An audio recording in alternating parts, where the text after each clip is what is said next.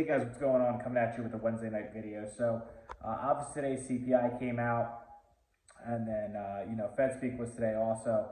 So there's a lot of things that basically went on today that was really big. It leads up to the next Fed meeting in a couple weeks.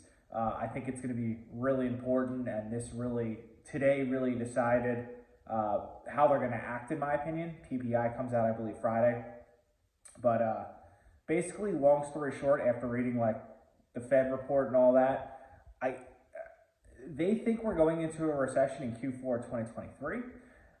My opinion, I don't know. I don't know if we're going to actually get one. I really think GDP is strong. I think the consumer is strong. Unemployment is so low. Inflation is going down, which is exactly what the Fed needs to pause raising rates. So that's good. I think definitely next month a quarter basis point hike is almost for sure. I don't think the CPI came out good enough to where they feel like they need to pause. Obviously, if it went down like they were projecting 5.1, it came in at 5% CPI.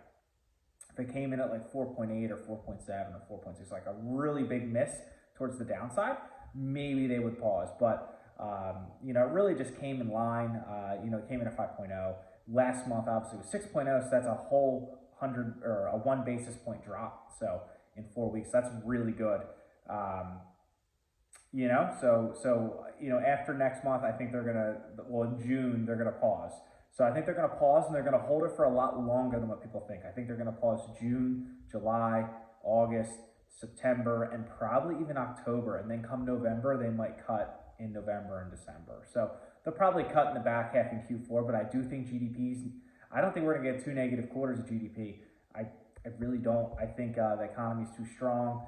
The comps from last year, especially with like CPI and stuff like that, the shelter is, it's still sticky and high, but obviously people renew their contracts the end of, school seasons and the end of the beginning of summer or early fall, they usually renew. So they're going to, renters are going to have a lot of negotiating power this year because a lot of people are moving back home or trying to save costs because inflation's too crazy.